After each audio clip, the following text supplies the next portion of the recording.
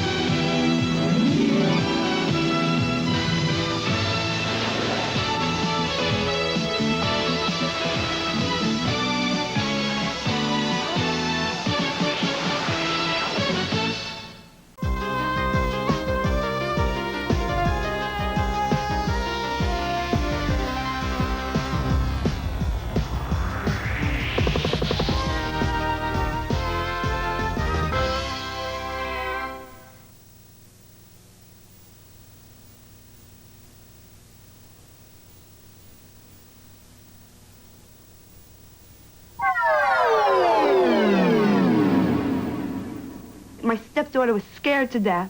Okay, she wouldn't leave the house because there was something flying over our house. We thought it was the end of time. When I regained consciousness, I was on board of this, apparently on board this spacecraft, and I encountered two different types of beings. We have photographs, we have films, we have expert witnesses. What more do you want? We can prove that these objects exist. We're past the point of proving they exist. The question now is, why are they here and what do they want? Unidentified flying objects, UFOs. Are they spaceships from other worlds traveling through our galaxy? Or are they something else? So far, we cannot escape our own solar system. Our technology has placed man no further out than the moon. If we can't travel to them, can they be coming to us? The American government says no.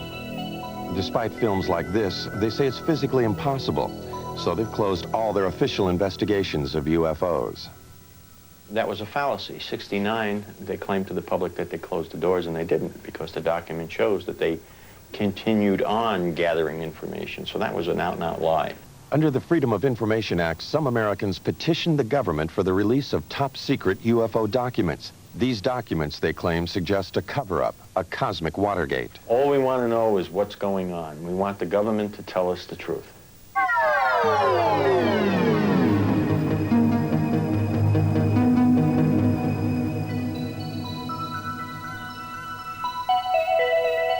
The truth, some believe, is that a higher intelligence from a planet far beyond our galaxy has mastered a technology that makes it possible for them to do things we can only dream of. They believe that these beings are penetrating the galactic mist that shrouds and protects our planet. Some believe that these extraterrestrials' technology is so advanced that they might even have visited us long before the birth of Christ. Are there secret messages carved in the stones of the pyramids of Egypt? Messages that tell us of the mysterious voyages of ancient astronauts? On the pyramids of Egypt and Mexico and in primitive cave drawings all over the world, there are carvings and images that many describe as being of intergalactic travelers dressed in spacesuits and helmets.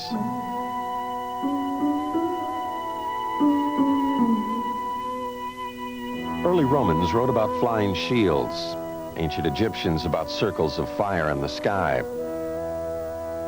Are these references and these drawings about spacemen or about the gods they worshipped in the heavens above? Aliens from other worlds with extraterrestrial powers are credited by some with having moved the great stone monuments of Easter Island.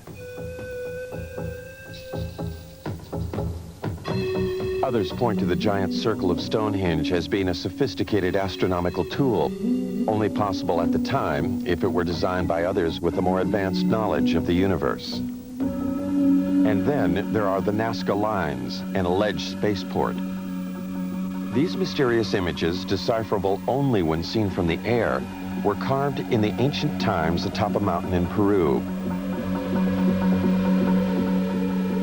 Many claim this was a landing area for ETs. If there were ETs coming here in ancient times, they seem to have lost interest in us. Until 1947. Then, suddenly, around the world, people of all kinds began to report seeing them in the skies above. Some claim to have photographed them. In the United States, the government dismissed the phenomena. They described the mysterious objects as weather balloons, hoaxes, swamp gas, and other scientific anomalies.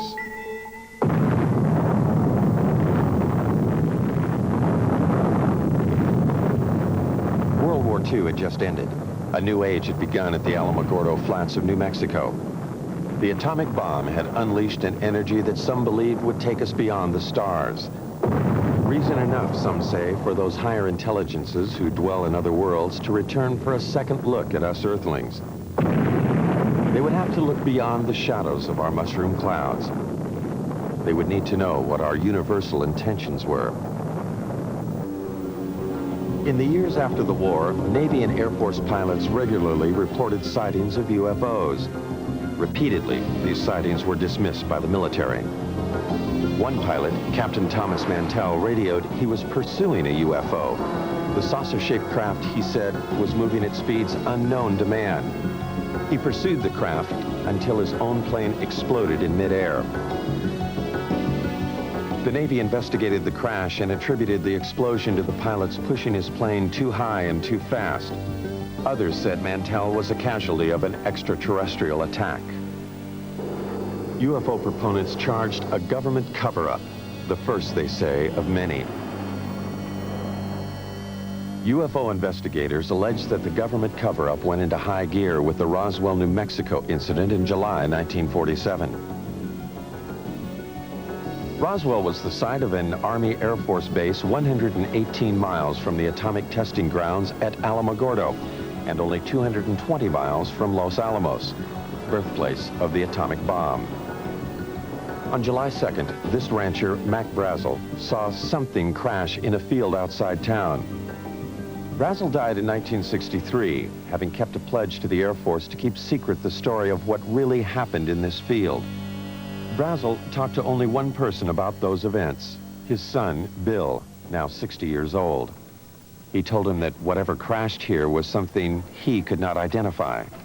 According to my dad, there was a bad thunderstorm the night before, and the next day he was out on the ranch and he found this debris. And he picked it all up in his pickup and was talking to people, and of course there was some talk about UFOs.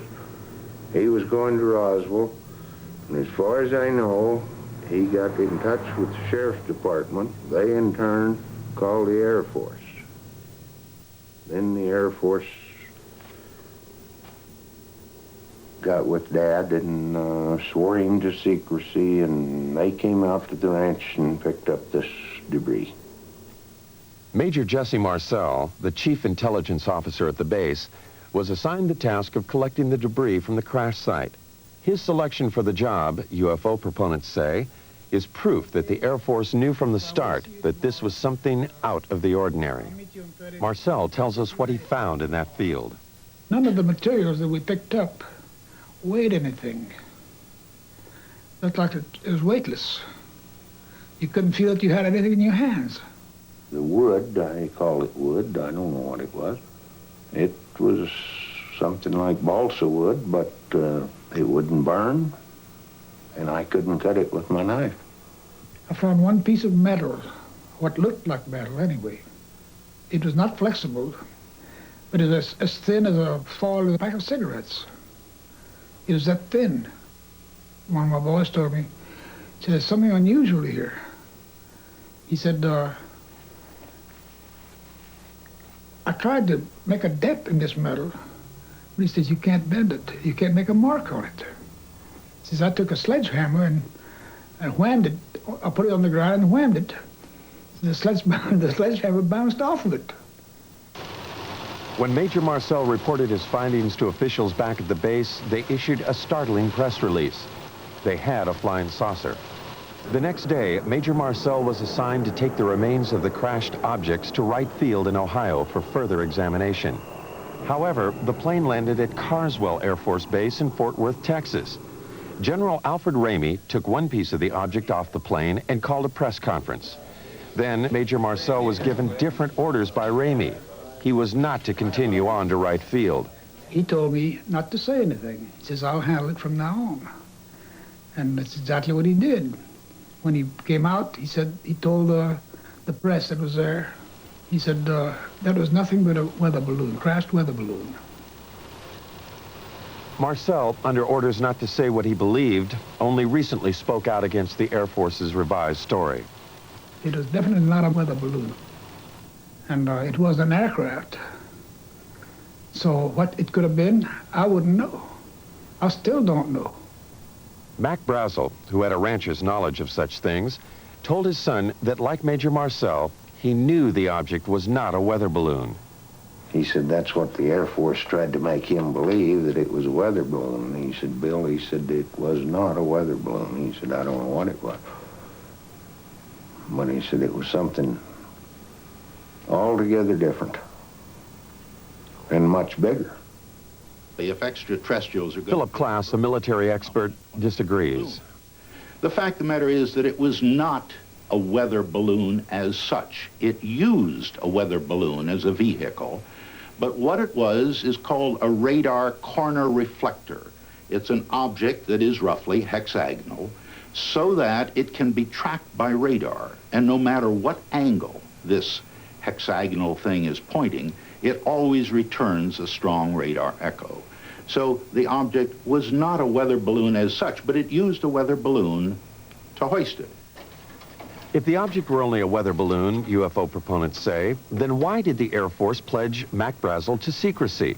And why did the Air Force pursue his son in the months that followed? Only 22 years old at the time, Bill could not help but be intrigued by his dad's discovery of the strange materials in this field. He searched for and found some remnants of the crashed object.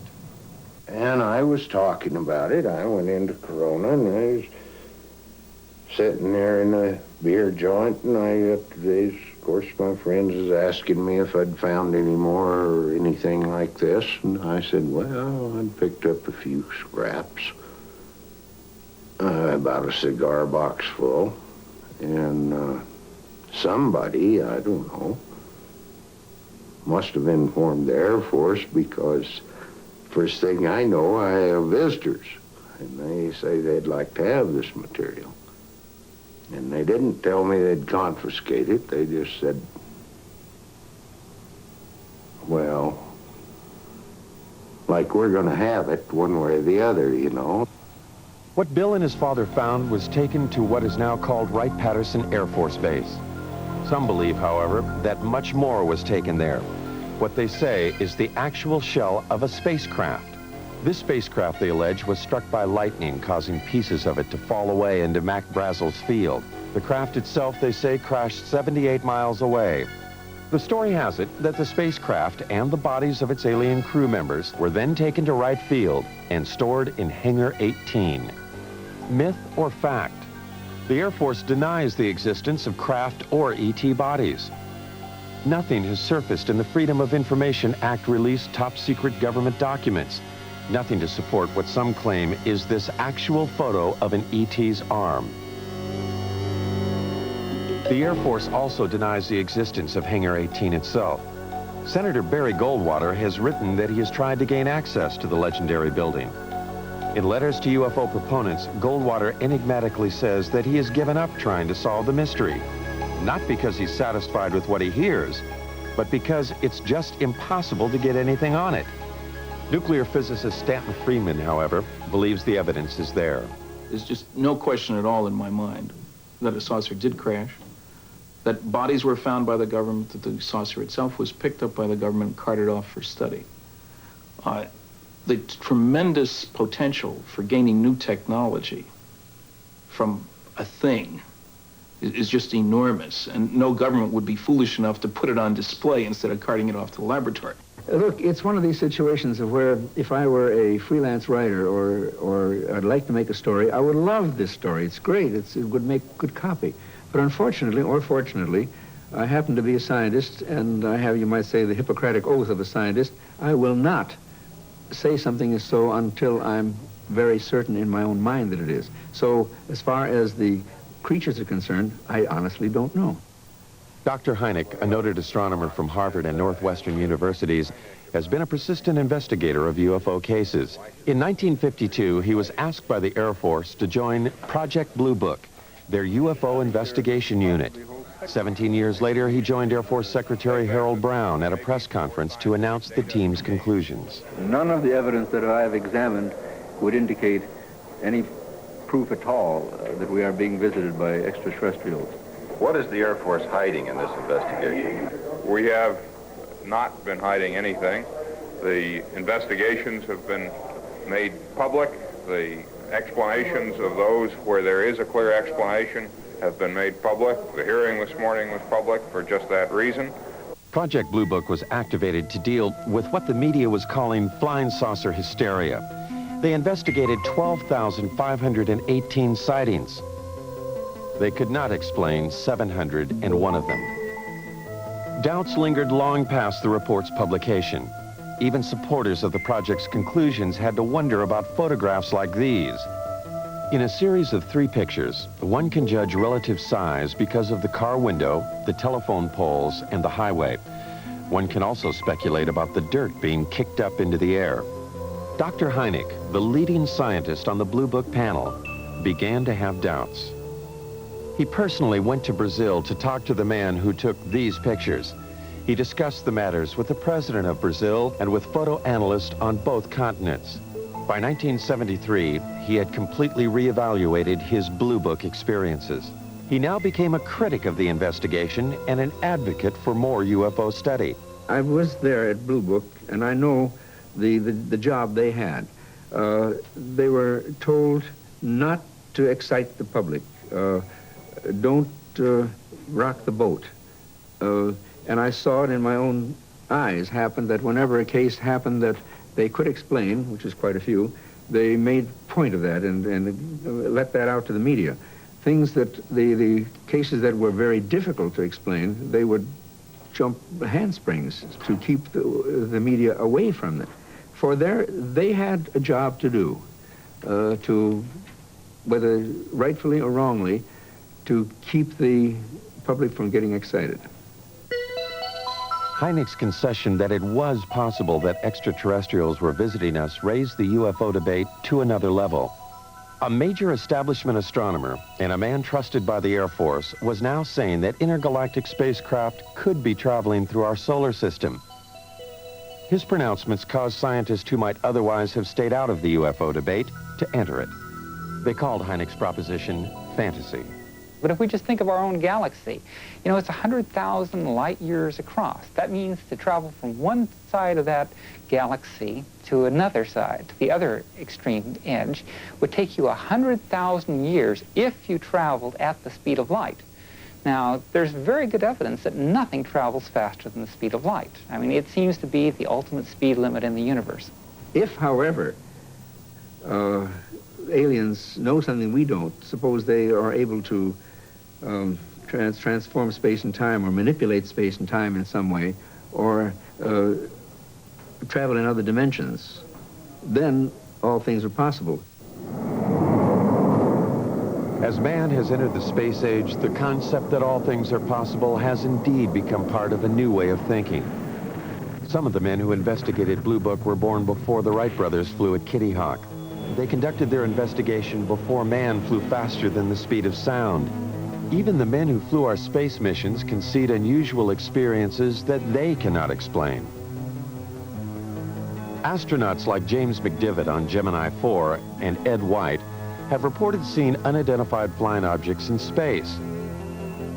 Pete Conrad on Gemini 11 in 1966 is another of the 11 astronauts who have seen UFOs on NASA space flights. Some of these objects the astronauts saw were photographed. NASA has called some of these sun flares or space debris. Some are still labeled unidentified.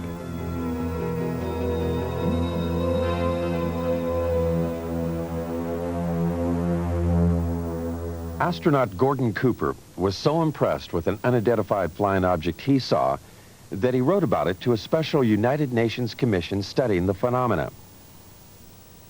He wrote, "I believe these extraterrestrial vehicles and their crews are visiting this planet from other planets, which obviously are a lot more technically advanced than we are here on Earth." Recently, Cooper reversed himself. He does not now believe that what he saw was an extraterrestrial spacecraft. Another of the original Mercury 7 astronauts, however, has not changed his mind about what he saw on a test pilot flight in 1952. Deke Slayton. As I closed on this thing, well, it looked like a weather balloon, and that's what I presumed it was. And I had plenty of gas and time, so I decided I'd just come back around and make a pass on it. And I got around where I should have been coming back on this thing. All of a sudden, it didn't look like a balloon anymore. It looked like a saucer sitting on edge, about a 45-degree angle. I didn't have any gun camera film on board, unfortunately, or I'd have shot some pictures of it. And about that time, I guess whatever it was, for whatever reason, just took off climbing at about a 45-degree angle and just accelerated and disappeared. And I obviously couldn't follow it with an old piston engine fighter. So I turned around and went home. Some UFO observers, however, have had camera and film on hand at the critical moment. This footage was shot from a helicopter off Catalina Island in 1966. Some say this is a single-wing aircraft. This film was shot by the coach of the Great Falls, Montana minor league baseball team in 1950. The Air Force says it is a picture of two aircraft. This film was shot by a newsreel unit in Guatemala in 1976. Some say this is also an aircraft.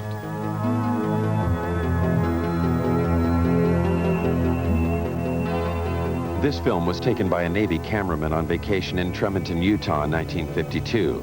The Air Force speculates that these are seagulls. Dr. Hynek disputes the Air Force's explanation of these films. This, plus his feelings about the eyewitnesses, helped change his mind.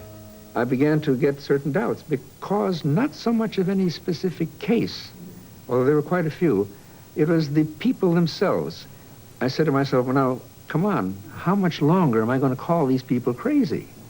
And when I changed my glasses, you might say, a little bit, and took a view that maybe these people aren't crazy, and began to realize what sort of people they were, the people who would be accepted in any court of law, as a witness, let's say, good, solid people, I said to myself, well, the time has come to maybe change my attitude.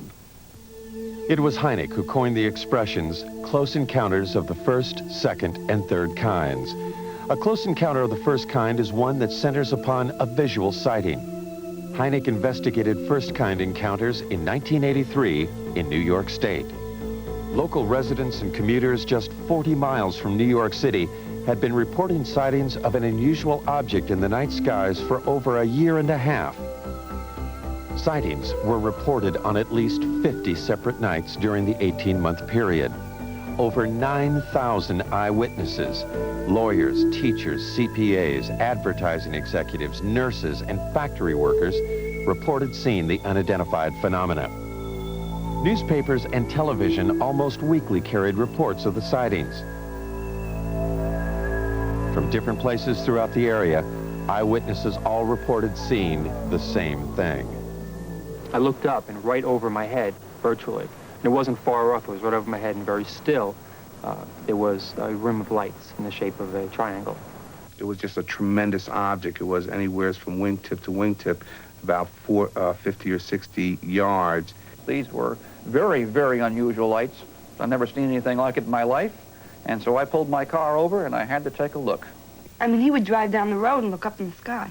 Some people, like Bob and Lori Pozzioli, were determined to film the object. And then one night, he spotted this one round object. And that's when he called me and he said, quick, let's get the camera. And we did. Oh, good God. What do you think? I don't know. About plane. I'm going to tell you something, honey. I don't know what the hell it is. It's rotating. Bob and Lori photographed this unidentified flying object near their home in Brewster, New York. Bob is a vice president in a Manhattan computer firm. Some of their friends and Lori's parents thought they were crazy, despite this photographic evidence. Yeah, it's turning very, very slowly. 9,000 odd people have seen this thing, or whatever it is, and they all just can't be crazy. Bob and Lori have 2 children.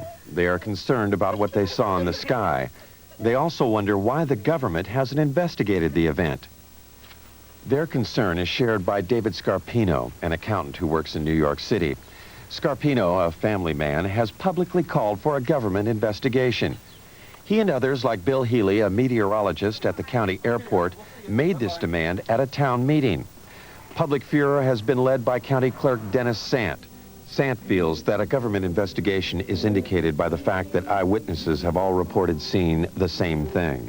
You know, the movement was almost like a probing movement. It was very slow, and it stopped periodically and stationary where it just came to a standstill, and then it would move to another position, and the movement from one position to another was just extremely slow.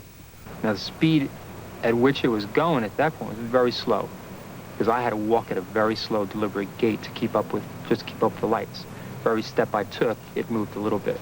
It moved in a very straight line, very slowly. There was absolutely no noise. When I walked away from it, at that point, it started to rotate virtually, almost as it was on an axis. It didn't make a big loop. It just rotated. It appeared, as I said, to rotate in the sky, change lights. Aircraft, I don't care how well precise you want to be in flying those suckers, you're not going to be able to make them move 90 degrees. All right, this thing did apparently rotate. You can't do that with aircraft. Could it have been an aircraft or many smaller light planes flying in formation? The media attention given the sightings prompted 6 pilots at a local airport to try to prove that it could be just that. Amused by the idea of UFOs, the pilots planned and flew at least 18 daring nighttime missions, flying in formation, sometimes without lights.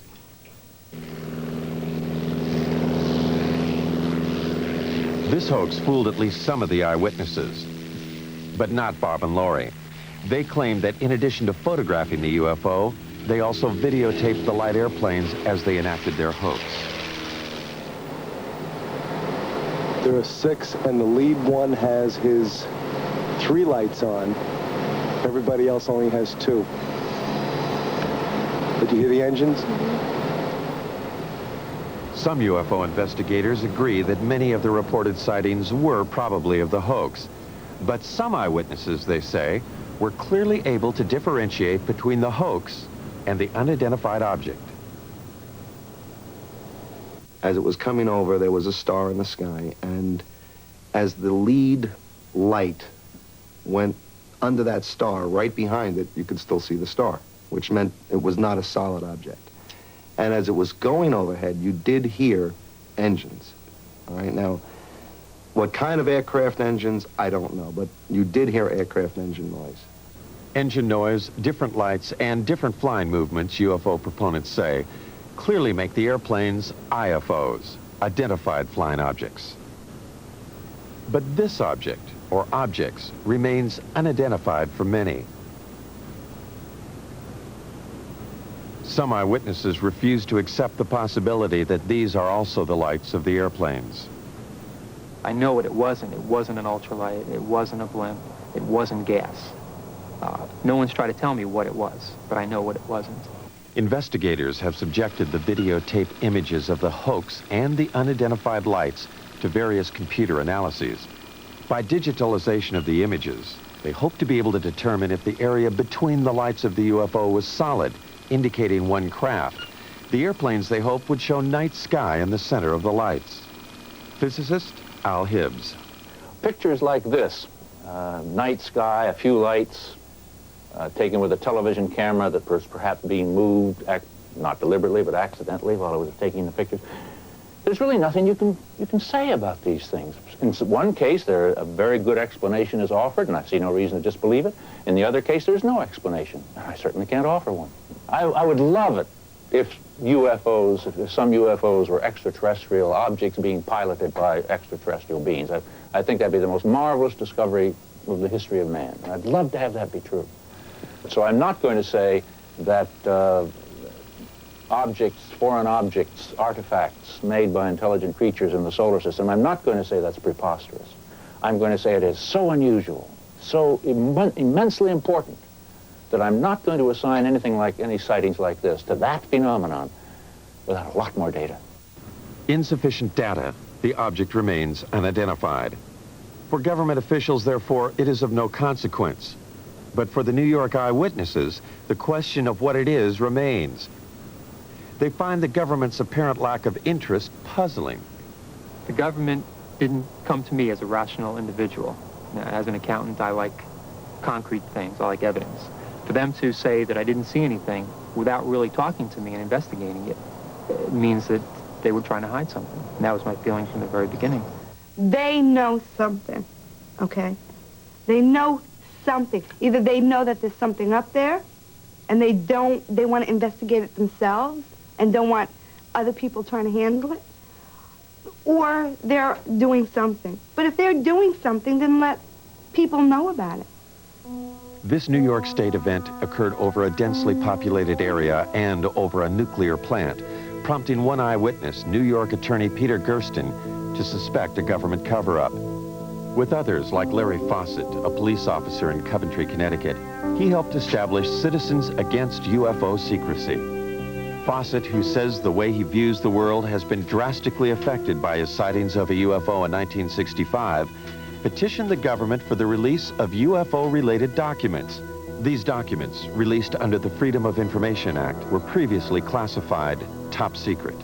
An example of some of the government documents we have obtained are the overflights over the military bases in 1975, over Wurtsmith Air Force Base in Michigan, over Malmstrom Air Force Base in Montana, Loring Air Force Base in Maine, Minot Air Force Base in North Dakota.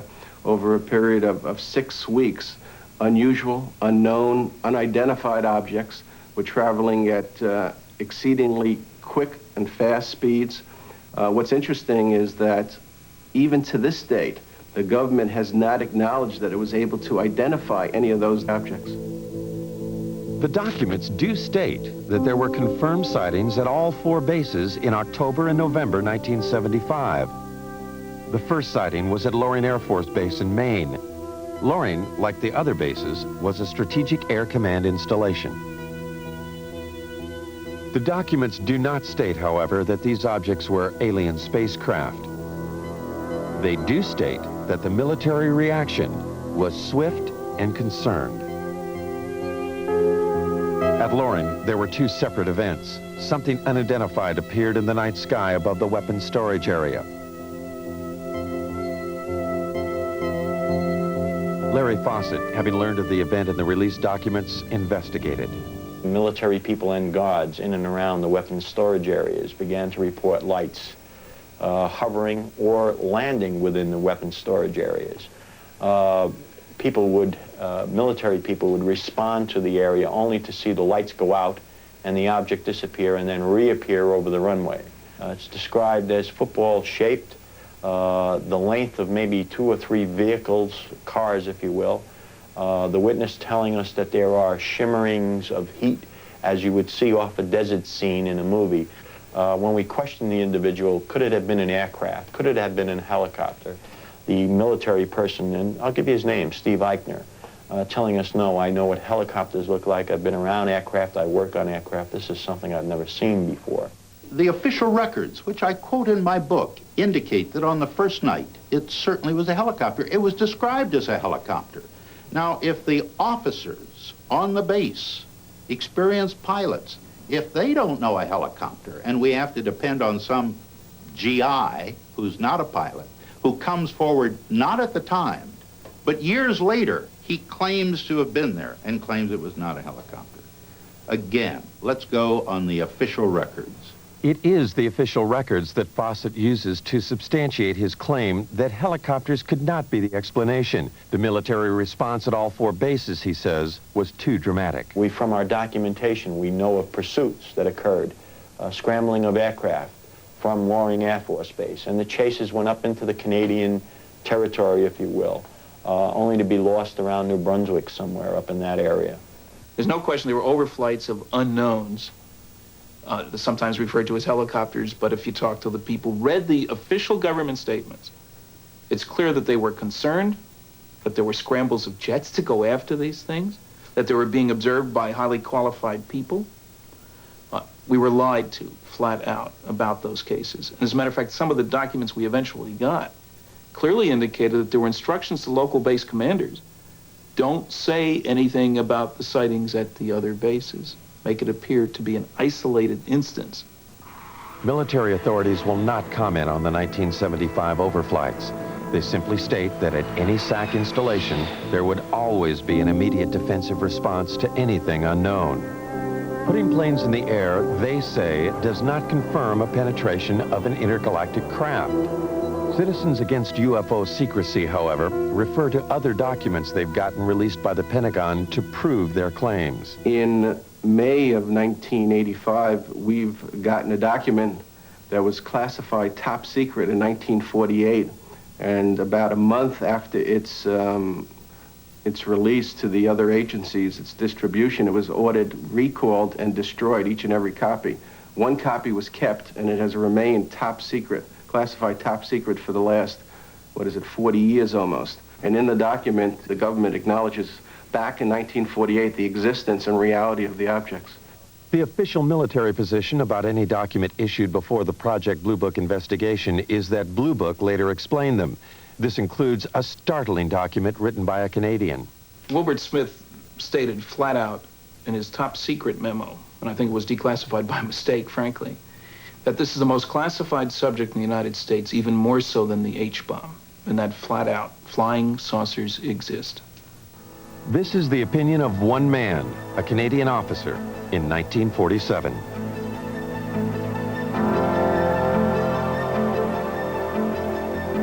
For proof that flying saucers do exist, some critics demand more than just the accounts of those who have had close encounters of the first kind, visual sightings.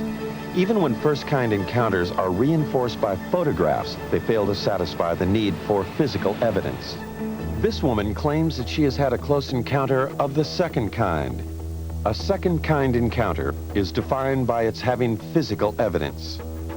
Vicki Landrum, along with her grandson Kobe Lee, alleges that they, along with Betty Cash, were on their way home from a bingo game when they encountered something they had never seen before.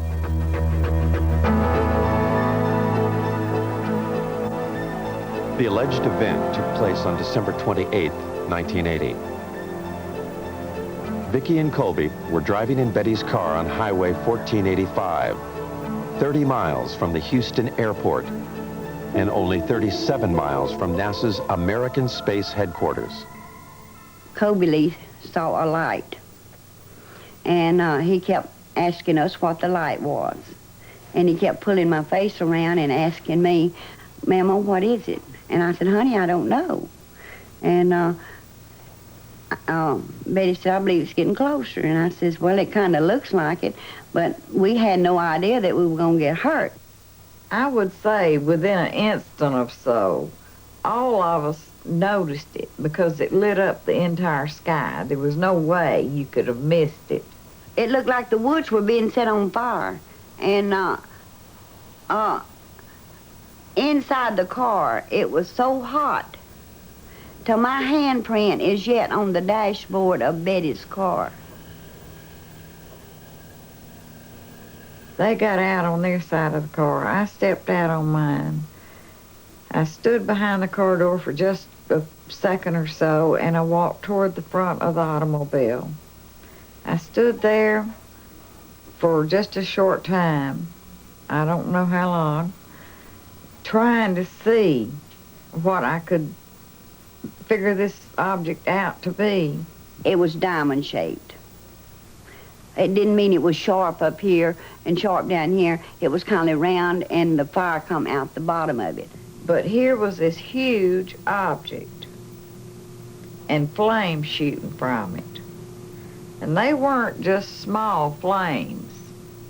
They were gushing from it. And Kobe was hanging on to me. And he was trying to get, he started pulling away from me, and I pushed him back in the car, and I got inside the car and put my arm around him and hugged him up real close to me. We thought it was the end of time. I says, Kobe, don't be afraid.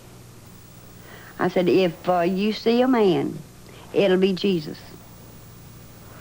And I said, he will come to carry us to a better place. He will not hurt you. It was just burning. It was just too much heat. I could not tolerate it. So Vicky screamed and begged for me to get back in the car. Well, I did, but I had to use the end of my leather jacket in order to open my car door to get back in. That's just how hot it was. And when the object lifted and slowly moved over to the right of us, her and Kobe saw some helicopters. There were so many of them, it sounded like a tornado. And we counted 23.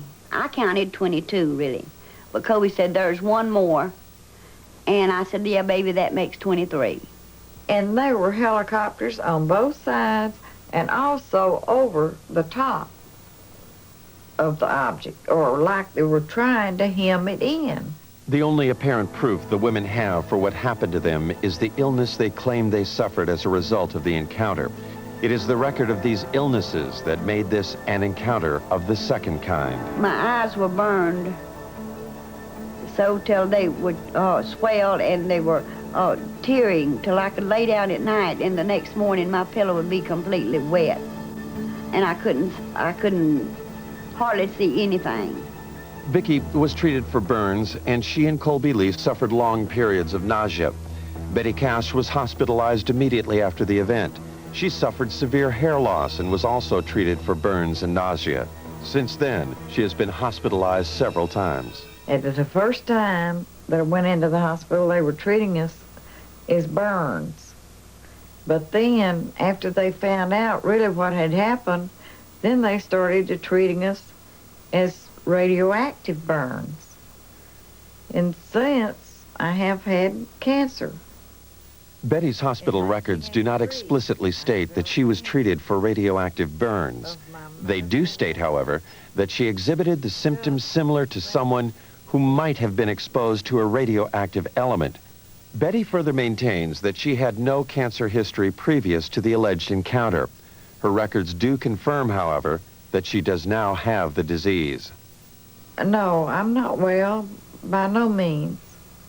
I wish, I pray, that I could be. With the help of Peter Gersten, the New York attorney for Citizens Against UFO Secrecy, the two women have sued the government to find out what it was they encountered that night. Was it a UFO, or an American weapon gone awry, or something else? I believe the story is a hoax. There is absolutely no evidence. The women's story is supported only by the claim of Betty Cash that she had serious health problems after the alleged incident. From my review of the Cash Landrum case, I would say that there's no question that an event took place, that those people were near something that was emitting radiation. I don't think it was an alien spacecraft, frankly. I think it was a nuclear-powered aircraft. That's why all the helicopters. It's standard practice if there's a classified system around. There are guys ready to go there to keep somebody else from getting that should it crash. The facts are that the U.S. Defense Department investigated. They could not locate 22 twin-rotor helicopters that could possibly have been flying in that area. And in fact, as Colonel Saran, who made the investigation, told me, he said, Phil, this occurred over the Christmas, New Year's holiday. He said, you couldn't get that many helicopters. You couldn't get a military operation into the air over the Christmas, New Year's holiday unless the nation was at war. The object was there. It existed. There's no question about that. What's interesting is that for the first time, the government has suggested that it wasn't theirs, that it was possibly a true UFO.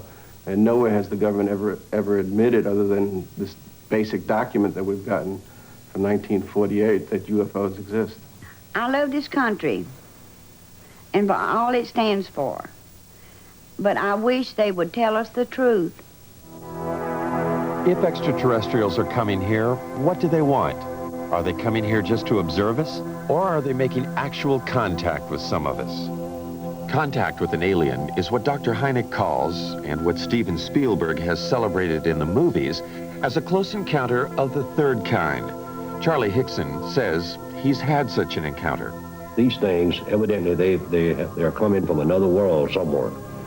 I don't know what message they have for us or what they intend to help us, but certainly they're not going to harm us because they didn't harm me. Charlie Hickson's alleged abduction aboard a UFO in 1973 followed the story of Betty and Barney Hill's abduction in Exeter, New Hampshire in 1961. A most recent claim of a close encounter of the third kind occurred not in the backwaters of Mississippi, but in the heart of New York City. Rosemary Osnato. Suddenly I hesitated, or I couldn't seem to put the key in the door. And I just turned around and wanted to go up to the roof. And this seemed rather odd because you just don't do that in New York. You don't go up on the roof at 1 o'clock in the morning. It's just not something you do. And yet I was doing it. And there seemed to be a very bright light that was shining in the hallway. And I thought this was moonlight at first, you know, and apparently it wasn't moonlight because when I got up there, there was a very bright light up on the roof. And then it went out for a few seconds. And then it came back on again. And I was just lifted, physically lifted, in that beam of light. When I got into the craft, I was led by a group of, I guess, more than one, group of grayish-skinned, small men or women, I don't know what they were, but large eyes, thin, frail, and they communicated telepathically. 19-year-old Travis Walton of Snowflake, Arizona, claims he encountered similar aliens in 1975. Walton was, in his words, zapped by a blue light when the spaceship appeared when he was working in the forest. When I regained consciousness, I was on board of this, apparently on board this spacecraft, and I encountered two different types of beings. The first type of creature I saw was about 5 feet tall. They were very white looking. Their skin was very pale, and they didn't have any hair on their heads, and they had enormous eyes. There was a type of being there that, you know, anyone else would consider to be look very human-like. Walton was found on a roadside 5 days after he disappeared from the forest. He could, however, recall only what seemed like an hour of time passed. Time he claims he spent aboard an alien spacecraft. Now 29, he reflects on that experience. I lost my job. The effects were quite negative. You know, time lost. You know, it's a very disturbing thing in my life. A lot of negative publicity, really. You know, this is a kind of a stigmatizing thing for people to, consider you. A certain percentage of the people think that you're wacko. What Travis Walton and others claim they have experienced has, according to some, now been validated by government documents. About to join the literature of third-kind encounters is the startling tale of an alleged landing of a spacecraft outside an American Air Force base in Rendlesham, England. The American military admits they are still withholding 6 documents. In the Bentwaters case, we have an eyewitness, which is rare. We have an audio tape made at the time of the actual event. We have a government document which corroborates the existence of the incident. The government has no reason to withhold the information. The UFO is said to have crashed in the Rendlesham Forest in an area 2 miles from the American military installation. Released Air Force documents confirm that military personnel were dispatched to the site on the first night. They reported seeing the lights of the mysterious craft. On the second night, after Geiger counter readings indicated increased radioactivity in the area where it seemed something could have landed, the commanding officer of the base, Colonel Charles Halt, along with several officers and enlisted men, also reported seeing the UFO. Halt wrote this document reporting the sighting. It clearly indicated the presence of a strange glowing light that illuminated the entire forest. It tells of pulsating red and blue lights and of the objects disappearing.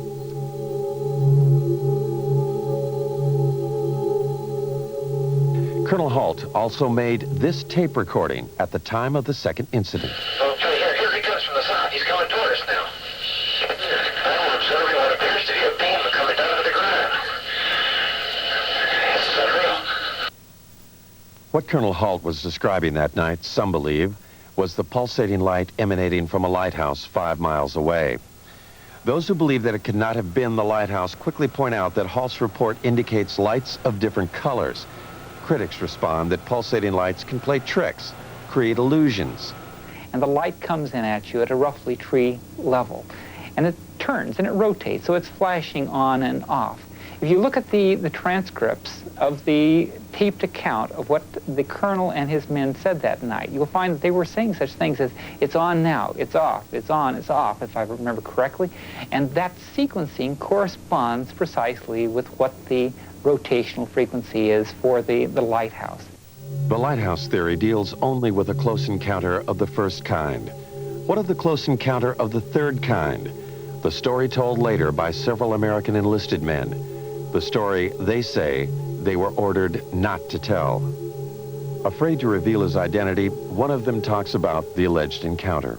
The senior officers seem very calm with it. And the lower ranking people like myself didn't know what to make of it, and almost maybe shock had set in because we were very apt to listen to what we were told to do. I know conversation took place between our base commander and individuals that were in the craft. Our base commander at that time apparently even shook one of their hands. Something tells me at that time they had difficulty with the craft, and we even gave them help in repairing the craft. The lighthouse explanation for Colonel Halt's report cannot explain away the account of the alleged landing and third kind encounter. And so far, nothing in the released government documents confirms such an encounter. There are 6 documents that the government is withholding concerning the incident in Bent Waters. I want to know why they're withholding that information. They do not have a right to withhold that information, and I want to know what that information is. The government will not release the documents for national security reasons. Citizens Against UFO Secrecy maintain that the government uses national security as a cover for withholding UFO-related material. Recently, they sued for release of a document from the National Security Agency. When they got it, it looked like this. When you go through it all, and somebody actually added up the percentage of the paper, more than 3/4 of this document isn't there. It means quite clearly that there is a cover-up. Anybody who says the government isn't holding anything back has to say, well, except for that stuff they won't release. I mean, this is a UFO document. It tells about NSA information about UFOs. Now, on the one hand, the government is still saying UFOs don't exist. Now, if UFOs don't exist, how can they affect national security? The government maintains that what is in the censored and unreleased documents is information that does not support the existence of extraterrestrials, but rather information that, if released, would compromise our own intelligence network. Much of the information in those UFO documents, the government claims, has to do with how we intercept and decode Soviet bloc messages. To release them would reveal to the Soviets and other potential enemies where we have listening stations. My goodness, the Russians might discover that we have a listening station in Leningrad, as an example, that we had intercepted some communications there. More important, it would reveal that we were able to decode Soviet coded messages. There are 3 basic reasons why the government does not come forward and release the information it has on UFOs. The first reason is technology. It is trying to learn as much about the objects before the Russians. The second reason is the vulnerability that could be shown by the revelations that might be forthcoming concerning UFOs. And the third reason is the hysteria that might be caused by the release of this information.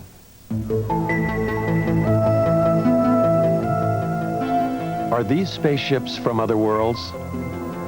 Are we being visited by intergalactic aliens with a technology and civilization that dwarfs ours? Most scientists say no, they are not, because they cannot. UFO proponents say they are, that our myopia prevents us from seeing life elsewhere as being different from ours. I think one should also point out, as Arthur C. Clarke has said, that when we look for life elsewhere, we should not look only for life as we know, but life as we don't know. And he went so far as to say we should even look for life as we can't understand it. We are now only beginning to free ourselves from the gravity that binds us to our own planet. A new generation of Americans, those born in the space age, demand new answers to old questions. More receptive to the possibilities, they want to know, are we being visited by intergalactic travelers? They have joined their voices to others asking, what's going on? Is there a government cover-up?